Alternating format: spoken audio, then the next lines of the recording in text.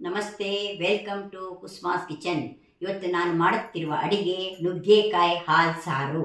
ಇದಕ್ಕೆ ಬೇಕಾಗುವಂಥ ಸಾಮಾನುಗಳನ್ನು ನೋಡೋಣ ಬನ್ನಿ.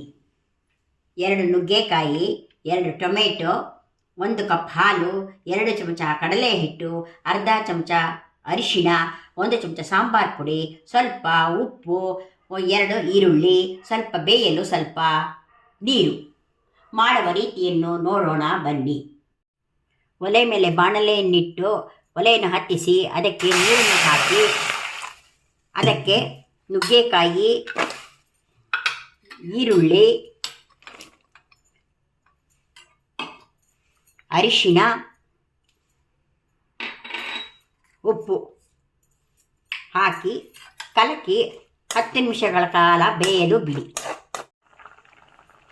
ನುಗ್ಗೆಕಾಯಿ ಬೆಂದಿದೆ. ಈಗ ಟೊಮೆಟೊವನ್ನು ಹಾಕೋಣ.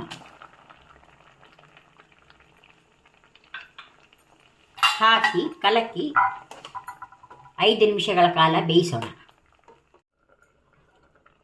ಮುಚ್ಚಳ ತೆಗೀರಿ. ಈಗ ಟೊಮೆಟೊ ಬೆಂದಿದೆ. ಒಂದು ಸತಿ ಕಲಕಿ ಇದಕ್ಕೆ ಸಾಂಬಾರು ಪುಡಿಯನ್ನು ಹಾಕಿ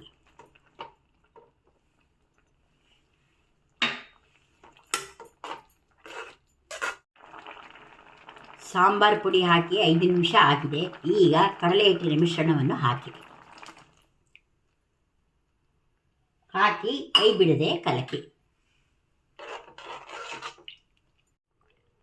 ಕುದಿಯುತ್ತಾ ಇದೆ. ಇದಕ್ಕೆ ಹಾಲನ್ನು ಹಾಕೋಣ. ಹಾಲನ್ನು ಹಾಕಿ 5 ನಿಮಿಷ ಕುದಿಸೋಣ. ಹಾಲನ್ನು ಹಾಕಿದ ಮೇಲೆ ಒಂದು ಕುದಿ ಬರಲಿ. ಕುದಿಯುತ್ತಾ ಇದೆ. ಈಗ ಆರಿಸಿಬಿಡಿ.